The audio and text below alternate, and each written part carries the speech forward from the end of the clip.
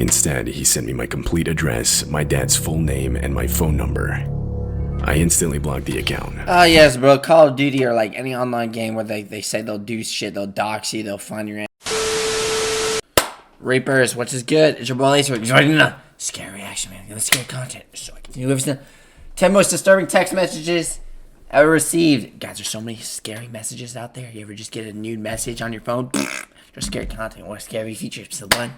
You subscribe to 𝐂𝐚𝐳𝐨𝐬𝐭 𝐿 on Twitch. Show music, sidebar. Is that straight? In this video. Ooh, what's that? Did I just get a new message on my phone?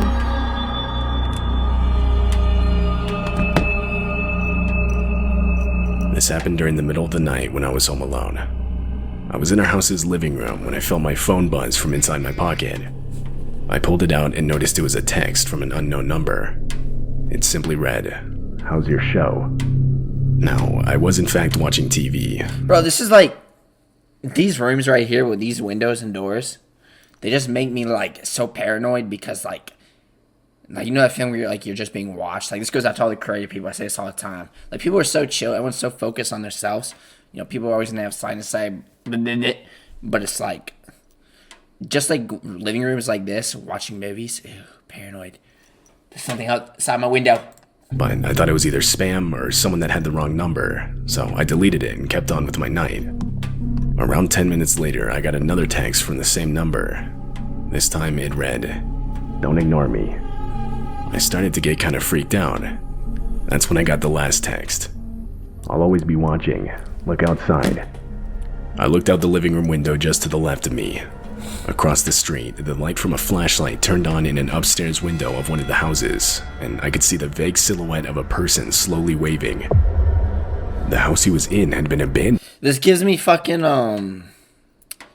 what's it called?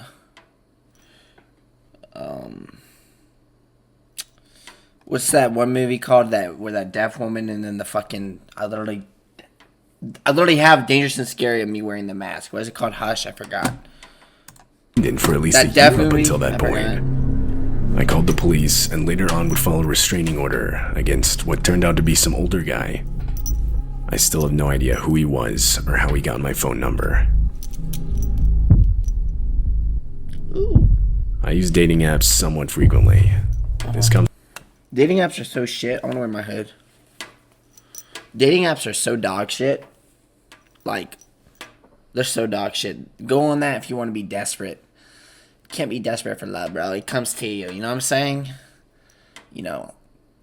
And it comes to you at like the right timing. Like, you know, it's come to me before, but it came at like the wrong timing. You know what I'm saying? Like, whenever I've had a chance to meet my cellmate, whatever, it came to me at the right time. You know what I'm saying? Like, I gotta focus on myself. I mean, I used to think I was a fucking vegetable. So, from the perspective of a female. I gotta focus on myself. I was talking to this one guy who kept insisting that we should meet tonight. I wasn't all that interested, so I started slowly responding less and less before I stopped responding altogether. After a while, I noticed he double texted me. Curious, I opened the app to see what he said. His character took a complete 180 flip. He said something about how he was just gonna drive his car to come and find me.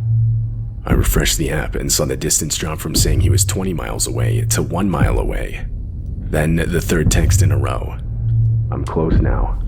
Bro, like, see, anything about, like, these dating apps, man, yes, you find your soulmate. You get catfished. It's a guy or, like, the opposite gender of, like, the person you're meeting. They put jelly beans in their mouth. His profile immediately and turned off all the lights in my apartment. I've since disabled the setting that allows the app to use my location.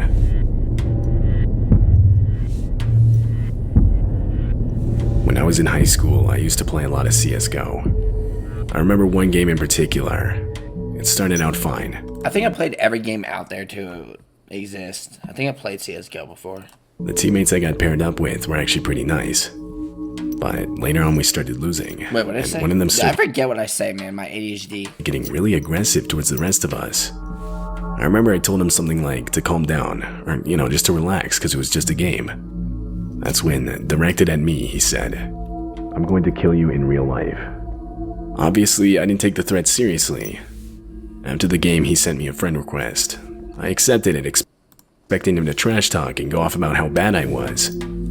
Instead, he sent me my complete address, my dad's full name, and my phone number.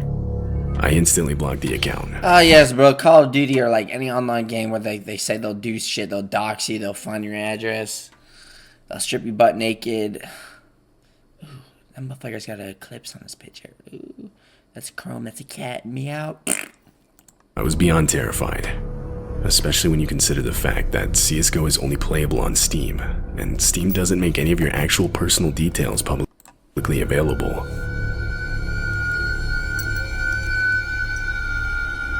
I was solo tent camping at a campground in the mountains. I love fires. It was night and I was laying in my tent on my phone. Now, if you don't know, Apple has this thing known as AirDrop.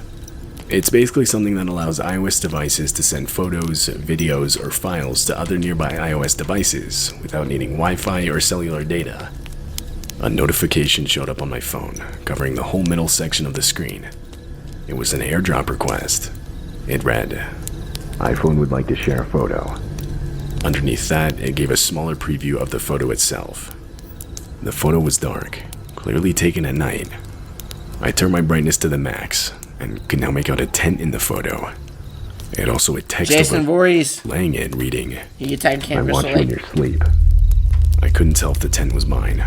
I was going to press accept so I could see the entire picture and get a better look, but whoever sent it canceled the request before I could press it.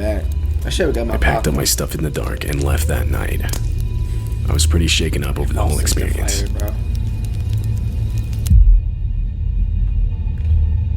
I run a small business in my area, which I have my personal phone number attached to. Basically, There's something so customers eerie will about reach seeing like green lightning, bro. out via text or sometimes a phone call to request an order. I'll then manually deliver the product to them at a predetermined meetup spot. One day, I got a text from a customer who I met up with about a week prior. I assumed it would just be a thank you or a review, as I often get those. I opened it, but oddly it just said, "I like your shirt." I remember specifically I was wearing a shirt with this Transformers logo on it at the time. The text was weird, and I didn't really know how to respond, so I just texted back thanks. Almost immediately after I sent it, I got another text, this time saying, "I like Transformers too." My heart dropped. I was sitting at home at the time. I immediately got up and moved away from the window that was right next to me. I replied saying I was willing to call the police. I told him I had his number and remembered exactly what his face looked like. Realistically, this wasn't true. I had too many customers in my phone to keep track of, but this still seemed to work, as I never got another text back from him. This happened around the time my wife and I got our first apartment in the city. It was around Christmas time. We were both out of the house Christmas shopping together when I noticed two messages on my phone. One was notifying me of a missed call, and the other was a voicemail. I checked to see who it was from, and it was from our apartment's landline. We didn't live with anyone else, and on top of that, my phone was brand new, so no one even had my new number yet. We decided to listen to the voicemail, but it was no longer than a couple of seconds. All we could hear was the sound of someone hanging up the phone before it went quiet, followed by the dead tone. As far as we know, the only way someone could have used our landline was by entering our apartment, but nothing else came of the situation. We still don't know what exactly happened that day. Weird, that was a lame-ass text message. I had just gotten back to my apartment from a night out at a couple of bars with a friend. I was in bed and drifting off to sleep when my phone went off. The same friend I was just out with had texted me. I unlocked my phone and went into our conversation. I read the text. Word for word, it read, "I think I killed him." I had no idea what he was talking about. Imagine someone just confessing to like a murder, bro. Like they just straight up send you like a photo of some random person sends you like a photo of them murdering someone. Like, how would you react to that? Would you call the police? You know, I fell for this. I didn't fall for the scam, but I remember I had one of the scams. You know what these scammers do? Sometimes they'll threaten you. Like they'll say, "We'll track you down," or like. I remember I got this one scammer texting me, and they threatened me. They showed a bunch of pictures of like dead people, and they said, "We're coming for you. We'll track you down. This will be you." They showed like there was like pictures of like actual like skeletal like dead people. It traumatized me. This happened like 4 years ago. It's one of those scammer text messages. I was just joking around with the fucker. I actually wanted to just joke around with the fucker. And they said, we're going to track you down. And I was like, ew. And they showed pictures of like dead people. It honestly scared me. That's going to be you. I tried calling him multiple times. We would track you down, never each fall time for he those. didn't answer. Especially the I old ended up people out driving there. to his house to find They he was fall for asleep in bed. horrible. After banging on his door multiple times, he finally got up to open it. I confronted him about the text, but he swore he never sent that to me. The text didn't even show up on his phone either. I honestly still don't even know what to make of the whole situation.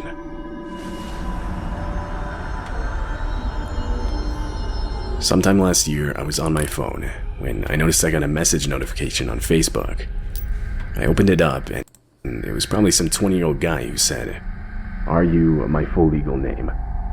Now, no one really knows my full name, so I figured it had to be someone I knew. I opened his page and discovered he lived on the complete other side of the US. I checked for mutual friends, and we didn't even have one. And based on what he looked like, I was 99% sure I had never met the guy.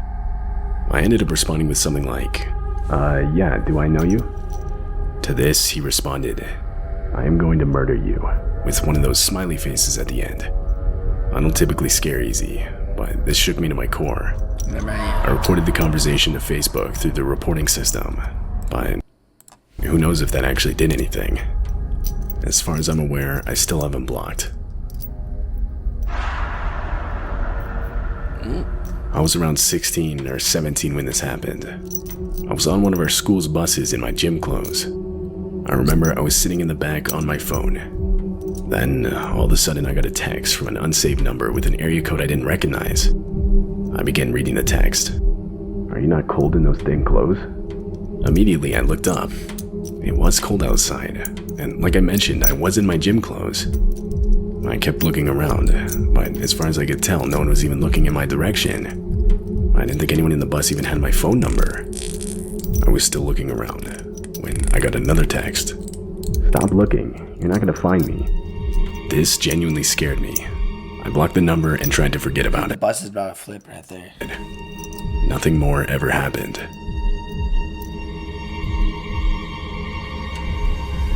I often get off of work late at night. This night was no different. I live close to where I work, so I just walk. I was doing just that when I got a text. "Turn around, I'm at the end of the street." I had the number in my contacts. It was a kid I vaguely knew from school. I turned around and saw headlights at the end of the street growing closer. I was extremely creeped out. You know how many times I've heard this exact fucking sound, bro? When he pulled up next to me, he insisted he give me a ride home, to which I sternly rejected. After much pleading, he eventually drove off. How he found out where I worked, and more importantly when my shift ended that day, I never found out. How did he find out your shift? Oh. Well, how did he find out where you lived? He doxed you. You guys ever just dox people? I just got a message. Wait, so if this video we enjoyed it, which one of those text messages was messengers in the of scary content where scary videos like featuring to do with sexual peace. Extra large money.